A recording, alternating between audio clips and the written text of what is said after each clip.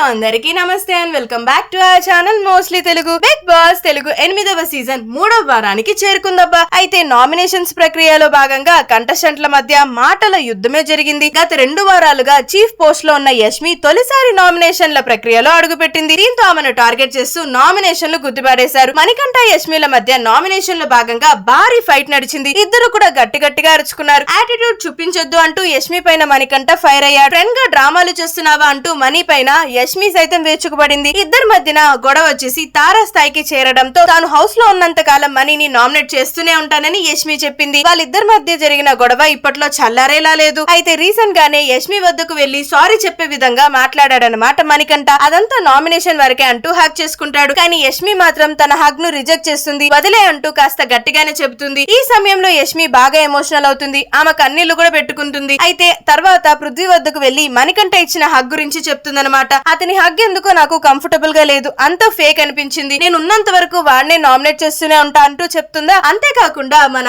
మణికంఠ వచ్చేసి సోనియాని సైతం హగ్ చేసుకుని కిస్ పెడతాడనమాట. ఈ మధ్య కాలంలో మణికంఠ బిహేవియర్ కొంచెం హౌస్ లో ఉన్న లేడీస్ కి అన్కంఫర్టబుల్ గా ఉందనే చెప్పుకోవాలి. పాపం తను తెలియక ఇన్నసెంట్ గా వెళ్లి ప్రేమతోనే ఇస్తున్నప్పటికీ బట్ అక్కడికి వెళ్లేసరికి మనుషులు బట్టి ఆ విధానం అనేది చాలా మారుతుంది అండ్ డిస్కంఫర్ట్ గా ఫీల్ అవుతున్నారనమాట అక్కడున్న కొంతమంది లేడీ కంటెస్టెంట్. ప్రస్తుతానికి యష్మి కూడా సైతం మణికంఠ బిహేవియర్ మీద ఆ తర్వాత మన సోనియాకి పృథ్వీరాజ్ నిఖిల్ వచ్చి హక్ చేసుకుంటే తప్పులేదు గానీ మణికంఠ వచ్చి హక్ చేసుకోగానే ఫుల్ ఫీల్ అయిపోయింది. సో ఇంతకీ మీరేమంటారు? మణికంఠ హౌస్ లో జెన్యూన్ గానే ఉన్నాడంటారా? మీ ఒపీనియన్ ని మాతో షేర్ చేసేయండి.